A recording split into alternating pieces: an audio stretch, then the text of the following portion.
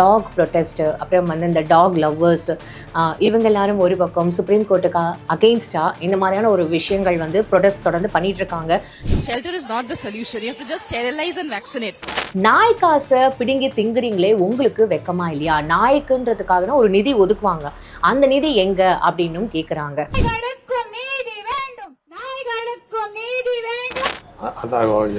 ஒரு 40-30 வருஷங்கள் வரையிலுமே நகராட்சி இதில் வந்து நாயை பிடிக்கிறதுக்குன்னு ஆட்கள் வச்சிருந்தாங்க. அப்போ என்னன்னாக்கா அந்த தெருநாய்ங்க ரொம்ப ரகலைப்பட்டுச்சுனாக்கா கார்பரேஷன் அந்த நகராட்சி ஆட்கள் வந்து உடனே இதெல்லாம் கயிறெல்லாம் எடுத்துகிட்டு வந்து அதை பிடிச்சி இது போய் உண்மையை சொல்லணுன்னாக்கா அந்த நாய்களை எல்லாம் கொண்டுடுவாங்க. எங்கள் மருத்துவமனை எல்லா மருத்துவமனைகளும் இன்னைக்கும் நாய்க்கடிக்குன்னு தனி பகுதி இருக்கு. அந்த நாய்க்கடி ஊசியை நீங்கள் அதை வேக்சின் நீங்கள் போட்டுக்கிறது பிரைவேட் டாக்டர்கிட்ட போகிறத விட அரசாங்க மருத்துவமனைகளிலும் நகராட்சி மருத்துவமனைகளுக்கும் போனீங்கன்னாக்கா உங்களுக்கு உறுதியான பாதுகாப்பு கிடைக்கும்.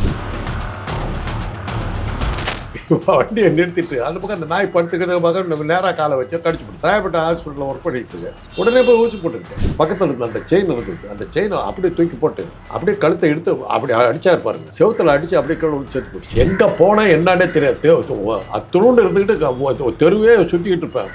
4 பேர் தேடி பிடிச்சி இழுத்துக்கிட்டு வந்து 2 பேர் காலை பிடிச்சிக்குவாங்க, 2 பேர் கையை பிடிச்சிக்குவாங்க, கதற ஊசி போடுவாங்க. நாய் கடிச்சா வேக்சின் போட்டோம். வீட்டு நாய் தெரு நாய்ங்கிற பிஸ்னஸே கிடையாது. ரேபீஸ் வந்துருமா?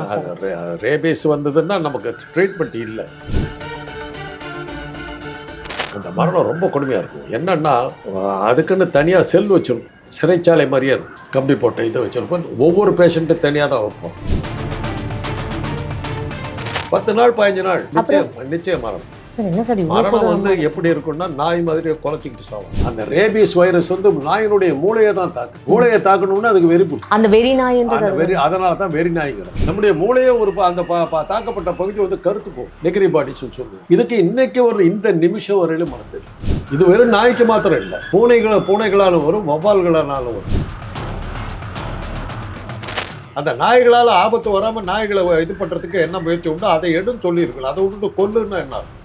எக்கலாஜிக்கல் டைவர்சிட்டி அது இருந்தால் தான் இது இருந்தால் தான் முடியும். அதான் இது ஒரு சர்க்கிள் அப்படின்னு. இந்த சர்க்கிள் இதை நீங்கள் ஒழிச்சிங்கன்னா உங்களுக்கு ஆபத்து உண்டாகும்.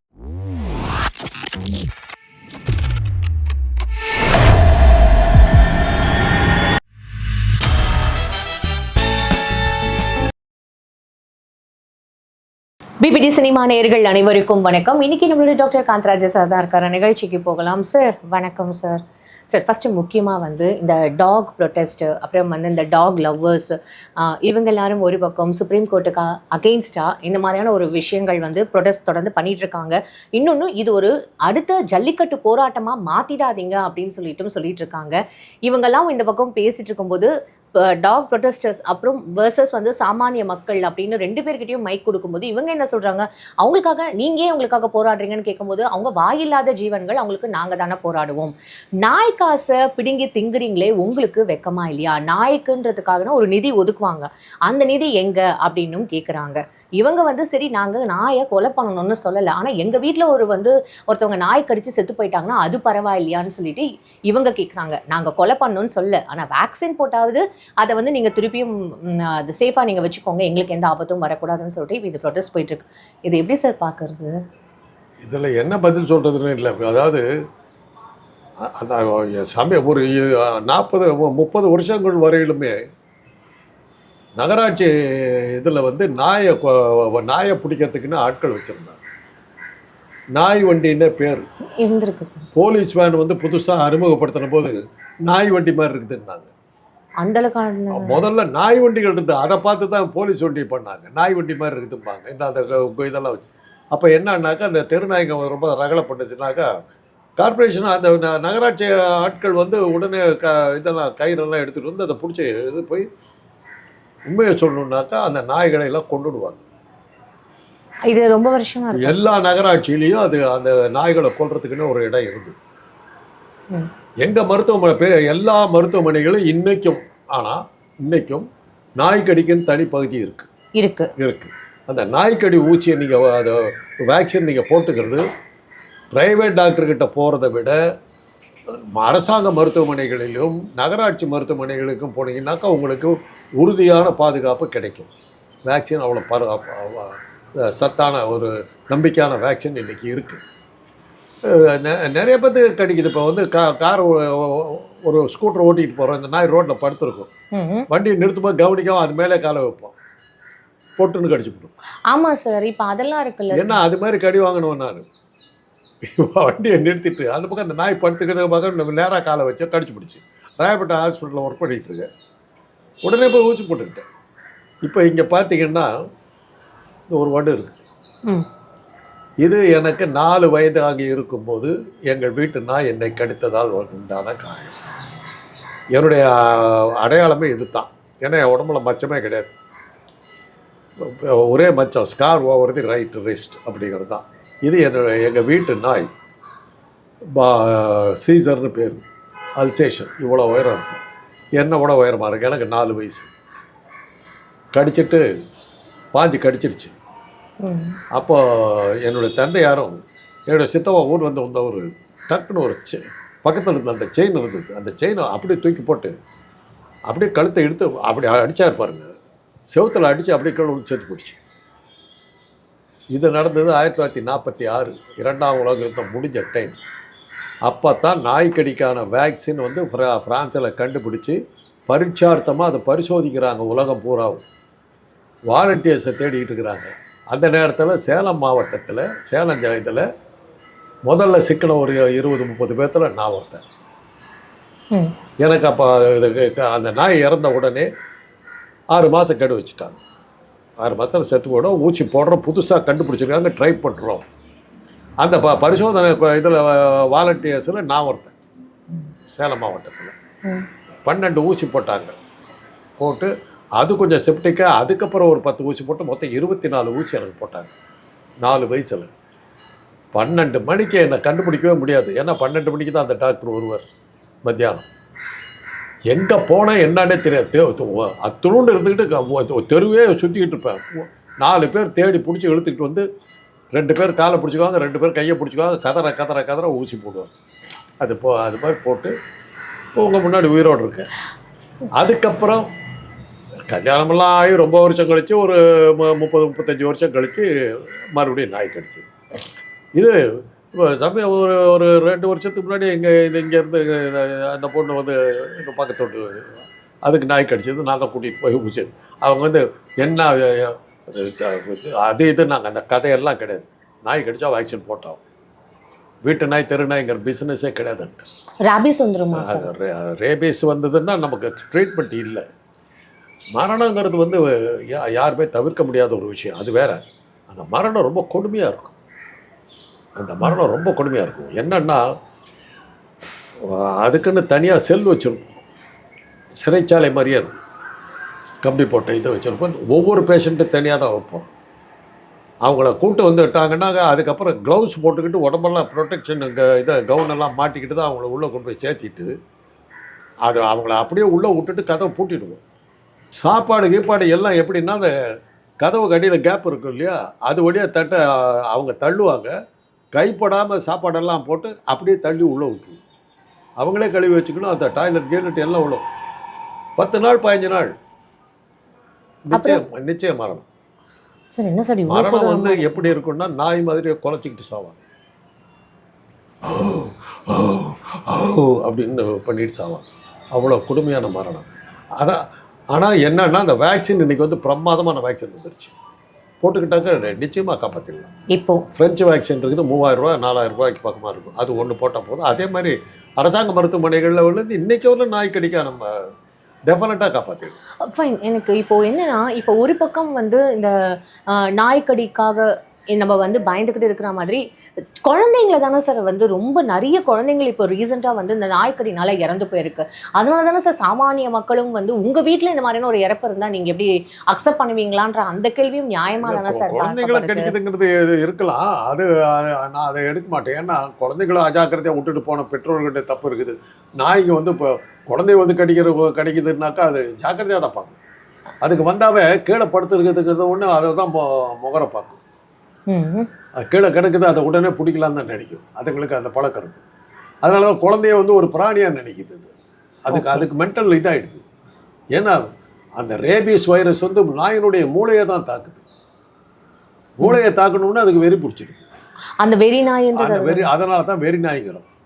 அந்த வைரஸ் வந்து நம்ம உடம்புல அது கடித்த உடனே அந்த வைரஸ் நம்ம உடம்புல இறங்கும் போது நம்முடைய மூளையை தாக்குது. நம்முடைய மூளையே ஒரு அந்த தாக்கப்பட்ட பகுதி வந்து கருத்து போகும். நெருப்பு வச்சு இது தீஞ்சு போகுது இல்லை, அந்த மாதிரி ஆகிடும். நெகிரி பாடிஸ்ன்னு சொல்லுவோம். இதுக்கு இன்னைக்கு இந்த நிமிஷம் வரையிலும் மருந்து இல்லை. அந்த வைரஸை அழிக்கவே முடியல நம்மளால். இது வெறும் நாய்க்கு மாத்திரம் இல்லை, பூனைகளாலும் வரும், வவ்வால்களாலும் வரும். பூனை கடிக்குமா சார்? பெராண்டோ தானே? பூனை பெராண்டாலும் வந்துடும். பட் பூனைக்கு நம்ம வந்து இவ்வளோ தூரத்துக்கு நம்ம இது கொடுக்குறது என்ன காரணம்னா, நம்ம ஊரில் பூனை வந்து ஒரு செல்ல பிராணி இல்லை. ஏன்னா பூனை வந்து அபசகுணமாக வைக்கிறோம். பூனை குறுக்க போச்சுன்னா நம்ம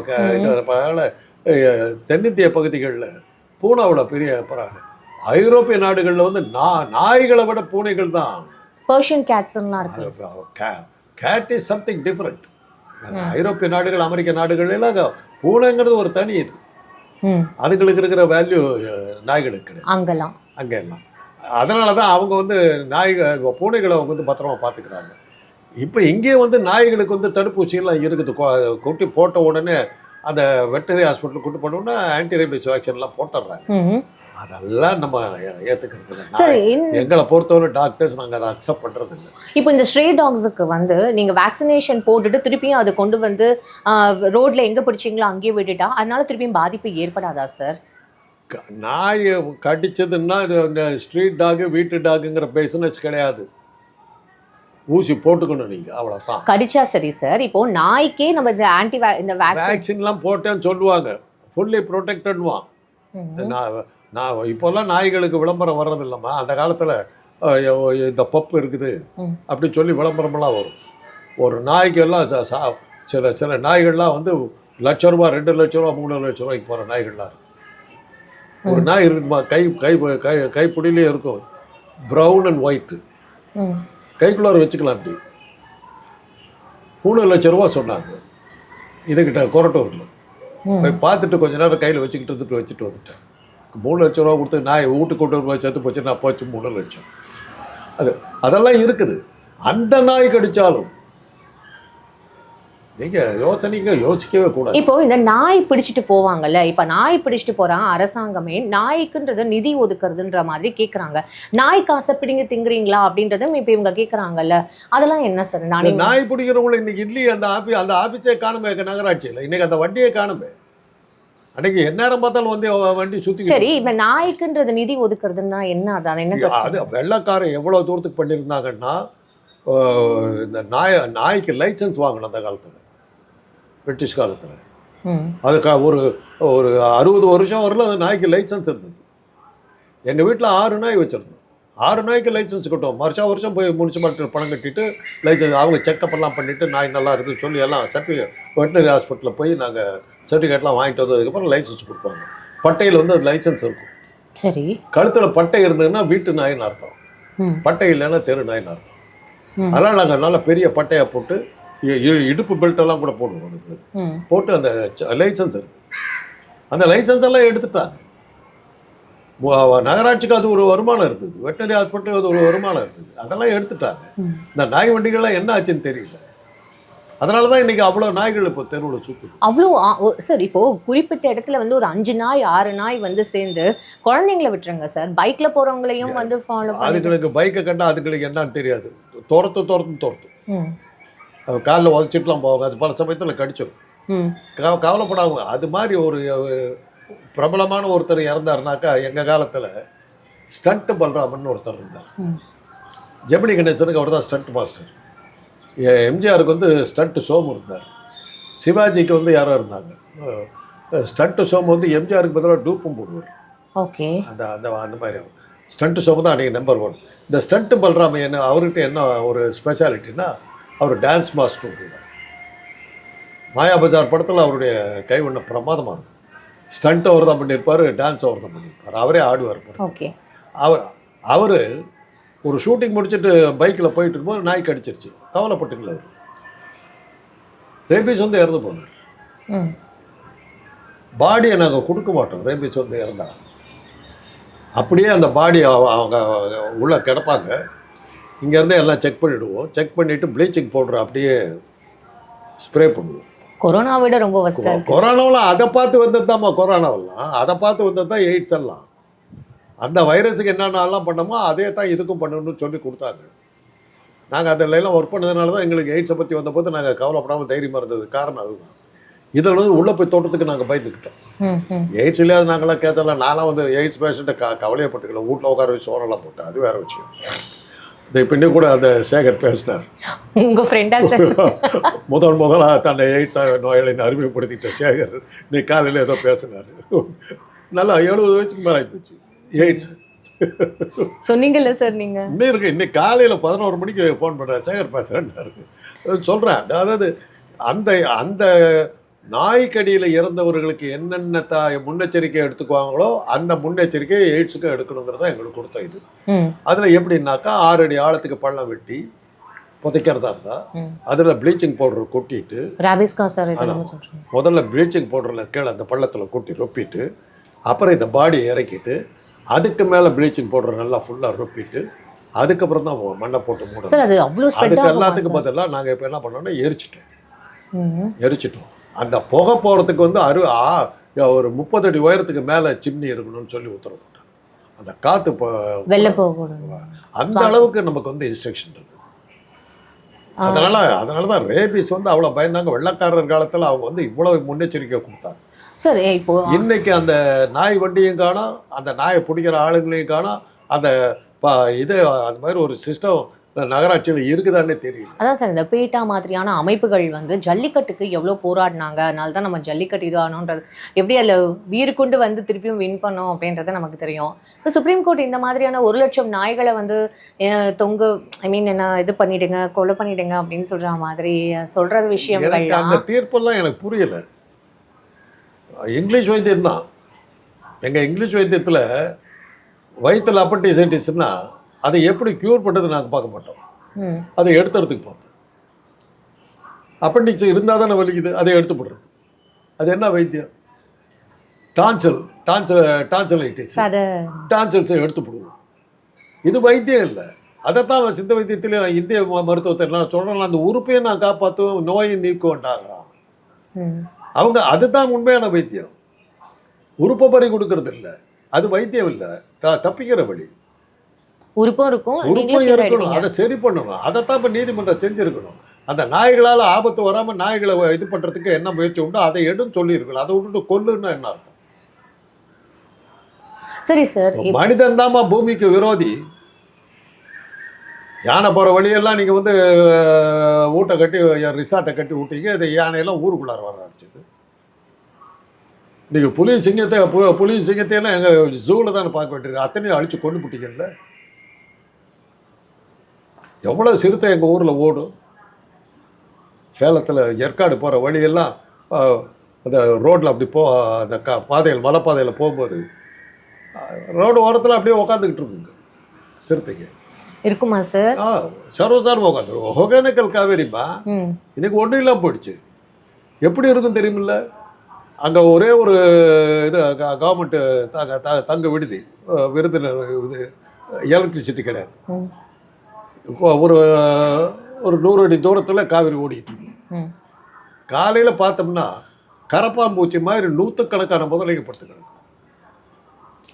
அந்த குரோக்கடைல் பார்க் இருக்குல்ல சார், அங்கே குரோக்கடைல் பார்க் இல்லை. இன்னைக்கு குரோக்கடையில் இங்கே இல்லை. அங்கே அப்புறம் என்ன குரோக்கடைல்? அப்போல்லாம் எப்படி போவோன்னா எங்கள் அப்பாவோட போவோம், வேட்டைக்கு போவோம். அது எங்கள் அப்பா வந்து அப்போ கவர்மெண்ட் ஷிக்காரின்னு வச்சுருந்தாங்க. இப்படியெல்லாம் பதவி வச்சு தான் பல மிருகங்கள் நம்ம ஒழிச்சோம். எங்கள் அப்பாவுக்கு என்ன 3 பேர், முன்சாமி நாயுடுன்னு ஒருத்தர், எங்கள் அப்பா ஒருத்தர், இன்னொருத்தர் பேர் மறந்துட்டார். எங்கள் 3 பேர், இவங்க 3 பேர் வந்து சேலம் டிஸ்ட்ரிக்டினுடைய ஷிக்காரிஸ்ன்னு பேர். கலெக்டர் இன்ஃபார்ம் பண்ணுவார் எங்கள் அப்பாக்கிட்ட. ஒகேனக்கல் காவேரியில் ஒரு ரோக் எலிஃபெண்ட் சுற்று. ரோக் எலிஃபெண்ட்டுனா மந்தையிலேருந்து பிரிஞ்சு வந்த தனி யானை. அது வந்து மனுஷன் அடிக்கும், துரத்தும். அந்த யானையை கொண்டு வரணும். அந்த மதம் பிடிச்ச யானை மதம் பிடிக்காது, தனியாக இருந்தாலே அது மனுஷனை அடிக்கிறதுக்கு. கூட்டத்திலேருந்து பிரிஞ்சு வந்தாலும் யானைக்கு மதம் பிடிக்க போகுதுன்னு அர்த்தம். அதை கொண்டுட்டு வருவாங்க. அப்போ உடனே நாங்கள் எங்கள் அப்பா கிளம்புவார். பல சமயங்களில் எங்களையும் கூட்டிகிட்டு போவார். ஏன்னா வேட்டையாட கற்றுக்கணும்னு கூப்பிட்டு போவார். அப்படி போகும்போது அந்த முதல்ல வேட்டை, யானை வேட்டைக்கு நான் போனதில்லை. ஆனால் சொல்லுவார், முதல்ல நெத்தியில் அடித்த உடனே பிளிரிட்டு வரும், உடனே சாகாது. அது அது கிட்ட வர்ற அது எவ்வளோ தூரம் வருங்கிறத அனுமானிச்சுக்கிட்டு அதுக்கு தகுந்த மாதிரி ஷூட் பண்ணிட்டு நீங்கள் தள்ளி போயிடும். இல்லாட்டி போனால் அது வந்து உங்களை அழிச்சுட்டு தான் அதே மாதிரி புலி வேட்டைக்கு போகும்போது மரத்து மேலே வந்து மச்சானுக்கு சொல்லுவாங்க. ஒரு சின்ன குடிசை மாதிரி ஒன்று கட்டிக்கிட்டு அவங்க உட்காந்துருப்பாங்க. ராத்திரியில் அது போய் மேலே இருந்து அடிக்கணும். அடித்தோடனே அது எகிரும், பாயறதுக்கு பார்க்கும். 2 புல்லட், குறைஞ்சபட்சம் 2 புல்லட் தேவைப்படும். முதல்ல வேட்டை தான் நான் பார்த்தேன் எங்கள் அப்பாவோட பொண்ணு. பரிசலில் போகிறோம், சரி தெரியுது அந்த இது மாத்திரம், கண்ணு மாத்திரம் அப்படி தெரியுது, உருன்னு வருது. பரிசல் ஓட்டுறவன் சொல்கிறான், அவனுங்களுக்கு அதை பற்றி அக்கறையே இல்லை. அதை வந்து அவனுக்கு இதுலேயே துடுப்புலேயே அடித்து கொண்டு வர்றானுங்க. அவங்க அவ்வளோ சாமர்த்தியசாலி. ஐயா அது முதல்ல வருது, என்ன பண்ண போகிறீங்க அப்படின்னா. அப்படியே என்ன பண்ண போறீங்கன்னா அவன் தான் நம்மளை காப்பாத்தணும். இல்லை நீ எதா பண்ணுறியா இல்லை நான் தள்ளி விட்டுட்டான்னு கேட்டான். எங்கள் அப்பா ஷூட் பண்ணிடலான்னாரு. சரி ஷூட் பண்ணுறாரு. கன்னை எடுத்தார். சொன்னேன் நான் எங்கள் அண்ணன் 3 பேர், நாங்கள் 4-5 பேர் உட்காந்துருக்கோம் பார்சல். சொல்கிறார், முதல் புல்லட்டுக்கு இதில் பேக் முதுகில் தாண்டா அடிக்கணும். அது இவ்வளோ மொத்த தோல், ஒன்றும் ஆகாததுக்கு. அடித்தோடனே வலியில் எகுரும், இப்படி எகுறும்போது நெஞ்சு தெரியும். நெஞ்சில் ஷூட் பண்ணுவோம். 2 புல்லட்டை போட்டார், ஷூட் பண்ணார். சொன்ன மாதிரி அப்படியே எகிருச்சு. கரெக்டாக செஸ்ட்டு தெரியுது, ஒரு 10 அடி உயரத்துக்கு எகிருச்சு. ஷூட் பண்ணார், உழுந்தது. உடனே இவங்க டக்குன்னு குதித்து ஒரு கயிறை போட்டு கட்டி அதை இது பண்ணிட்டாங்க, இழுத்துட்டு வந்துட்டாங்க. இழுத்துட்டு வந்தால் என்னன்னா, முதலையுடைய நெஞ்சு பகுதி, இந்த தோல் இருக்குது, ஒரு சதுர அங்கலம் 1 ஸ்கொயர் இன்ச் 140 ரூபாய். நான் சொல்கிறது 50 வருஷத்துக்கு முன்னாடி. என்ன சார் பண்ணுவாங்க அதில் வந்து ஹேண்ட்பேக் பண்ணிங்கன்னா அது நீங்கள் ரிச்சஸ்ட் லேடியாக இருந்தால் தான் அந்த ஹேண்ட்பேக்கை வாங்க முடியும். It is made of crocodile leather அப்படின்னா, காஸ்ட்லி. அதை வச்சிருந்தே நீங்கள் பெரிய ஆளு தான்.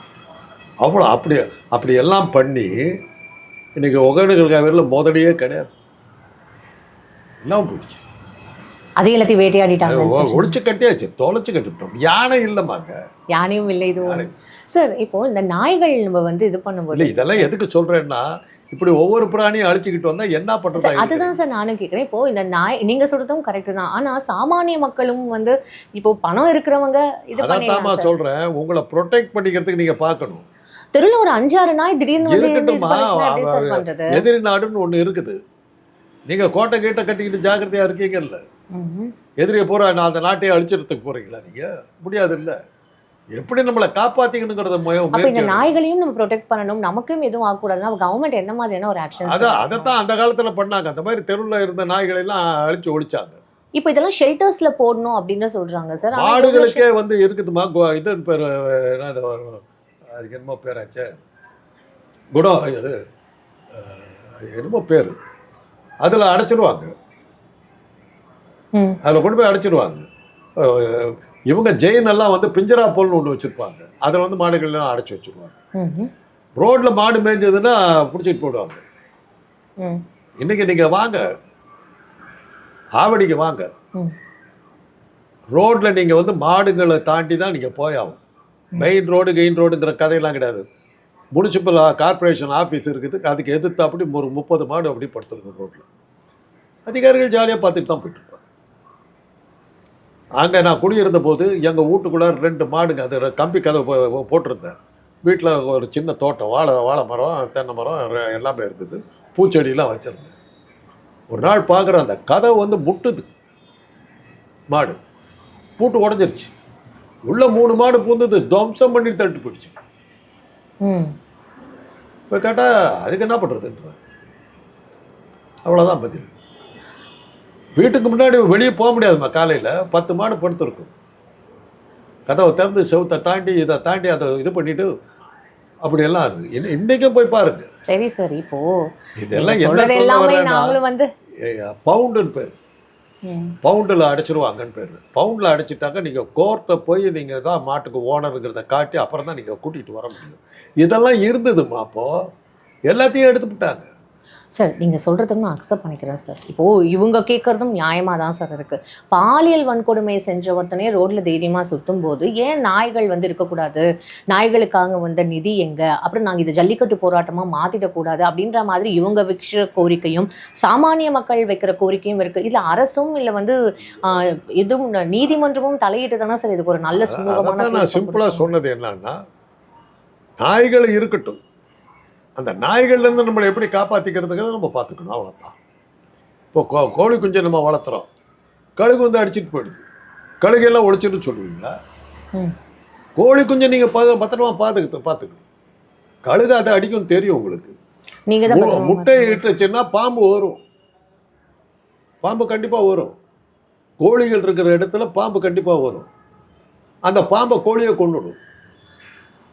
எப்படி சார்? அதுங்க உடனே கொத்தி தள்ளிவிடும். பார்த்து நீங்கள்லாம் இப்போ டவுனில் வளர்ந்தவங்க, உங்களுக்கு என்ன தெரியும்? காட்டில் வளர்ந்த எங்களுக்கு தான் தெரியும். இப்போ கூட என்னுடைய கல்லூரியில் கோழியெல்லாம் வளர்த்துறாங்க, அங்கே பாம்பெல்லாம் இருக்குது. அந்த பாம்பை கோழிங்க வந்து பாம்பை கொண்டு போடும், கிடச்சிருந்தா தீத்துறவும் டக்குன்னு பிடிச்சிருங்க. அதனால தான் ரெண்டாவது பாம்பை வந்து வயல்களில் வளர்த்துவாங்க. ஏன்னா இந்த எலிகள் வந்து இதை பயிரை வந்து கடிச்சு கொதறிட்டு போடும், வேரோடு இது பண்ணிவிடும். அதை கொல்றதுக்காக பாம்புகளை வளர்த்துவாங்க. இது வந்து ஒரு சர்க்கிள் தான். இதெல்லாம் வந்து ஒரு உயிரின பன்மயம்னு பேருமா, அதான் எக்கலாஜிக்கல் டைவர்சிட்டி. அது இருந்தால் தான், இது இருந்தால் தான் முடியும். அதான் இது ஒரு சர்க்கிள் அப்படின்னு. இந்த சர்க்கிள் இதை நீங்கள் ஒழிச்சிங்கன்னா உங்களுக்கு ஆபத்து உண்டாகும். உயிரின பன்மயம்னு பேர் அதுக்கு. இதெல்லாம் ஒன்றுக்கு ஒன்று நம்ம சப்போர்ட்டில் வாழ்ந்துக்கிட்டு இருக்கோம். எல்லா சிட்டிஸ்லையும் சேர்ந்து இப்போ இந்த சமூக ஆர்வலர்களும் இந்த பெட் லவர்ஸ் எல்லாருமே சேர்ந்து இப்போ இந்த போராட்டம் நடத்திட்டு இருக்காங்க சார். ஸோ இதில் என்ன மாதிரியான ஒரு மாற்றங்கள் அடுத்து வரும் நம்ம எக்ஸ்பெக்ட்? நான் சொல்கிறது சிம்பிளாக நம்ம திருப்பி சொல்கிறது அதுதான். அதுங்க ஆபத்தை வந்ததுன்னா எப்படி நம்மளை பாதுகாத்துக்கிறதுங்கிற முறையில் நம்ம தான் பார்த்துக்கணும். அந்த நாய்களை பத்திரமா பார்த்துக்கணும், அதுங்களை தாக்காத முறையில் பார்த்துக்கணும், அவ்வளோதான். இப்போ பாதிக்கப்பட்ட நாய்களை எப்படி டிஸ்போஸ் பண்ணுறதுங்கிறத பார்க்கணும். அதை விட்டுட்டு நாய் இனத்தையும் அழிச்சுப்படுங்கிறதுல அர்த்தம் இல்லை. அதுவும் ரொம்ப அது உண்மையாகவே அது ஒரு பக்கம் வருந்தத்தக்க ஒரு விஷயமா இருந்தாலும் இன்னொரு பக்கமும் இதை பார்க்க வேண்டியதாக இருக்குது சார். ஸோ இது என்ன மாதிரியான ஒரு இதில் கொண்டு போய் எந்த இனத்தையுமே அழிக்கிறதுல அர்த்தம் இல்லைம்மா. ஒவ்வொரு இனத்துக்கும் ஒரு இது இருக்குது. புலிகள் இல்லைன்னா மான்கள் கூட்டம் பெருத்து போயிடும். ஒரு காலத்தில் நம்ம மான் பூங்காவில் வந்து லட்சக்கணக்கில் மான்கள் வந்துருச்சு, தாங்க முடியாத அளவுக்கு வந்துருச்சு. அப்புறம் ஏதோ பண்ணாங்க, வெளியில் சொல்ல முடியாது, ஏதோ பண்ணி இது பண்ணாங்க. ஏன்னா எம்ஜிஆர் பல்கலைக்கழகத்தில் இருந்தபோது அந்த ரூம் முன்னாடி வந்து வரிசையாக மத்தியானம் சாப்பிட்றதுக்கு மானெல்லாம் வெஜிடேரியன் நினச்சிக்கிட்டு இருந்தேன். என் ரூம் முன்னாடி தான் நிறையா, ஏன்னா என்னுடைய சாப்பாட்டில் வந்து கோழிக்கறி எல்லாம் இருக்கும். கோழி இப்போ வாங்கி சாப்பிட்டு போகும். ஒரு 4 மாடு 5 மாடு ஒவ்வொரு ரூம்லேயும் எல்லாம் மானுக்கு வந்து வரிசையாக உட்காந்துட்டு இருக்கோம். எம்ஜிஆர் மெடிக்கல் யூனிவர்சிட்டியில் மான் பூங்கா எங்கேயோ இருக்குது, அங்கேருந்து அவ்வளோ தூரத்துக்கு நடந்து வந்து அதெல்லாம் அவ்வளோ தூரம் சார், அவ்வளோ தூரம் மான்கள் ரோட்ல நடந்துற அளவுக்கு மான்களுக்கும் சுதந்திரம் இருந்ததா? அவ்வளோ இருந்தது. இப்போ எப்படி இருந்து தெரியல. நான் இருந்தபோது காரை நிறுத்துறதுக்கு போனோம்னா இடம் இருக்காது, மானா படுத்துக்கிறது, அவ்வளோ இருந்தது. இதெல்லாம் நான் வந்து 20-25 வருஷத்துக்கு முன்னாடி நான் சொல்கிறேன். இதெல்லாம் வந்து நீங்கள் வந்து தவிர்க்க முடியாது. அதை வந்து எப்படி காற்று எப்படி இருந்தாக்கா அந்த புலி வந்து அதை கொண்டு போடும். இந்த புலியை யானைகள்லாம் சேர்ந்து அடிச்சு கொண்டு போடும். இப்படி ஒன்றுக்கு ஒன்று இது பண்ணிட்டு அந்த மெயின்டைன் ஆகிட்டே இருந்தது. அந்த ஈக்காலஜி அதுக்கு வந்து போடுற எச்சத்தினால தான் மரங்கள் வளருது, காடுகள் வளர்ந்தா தான் நமக்கு மழை. இவ்வளவு இருக்குது, ஒன்று சார்ந்து இருக்கிறோம்.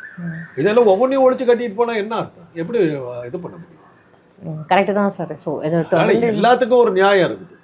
இந்த ஒரு ஆபத்து இன்றைக்கி வந்து பெருசாக நான் வந்து மேல் படிப்பு படிக்கும்போது என்னுடைய சீஃபாக இருந்தவர் டாக்டர் டான்டி மதுரநாயகம்.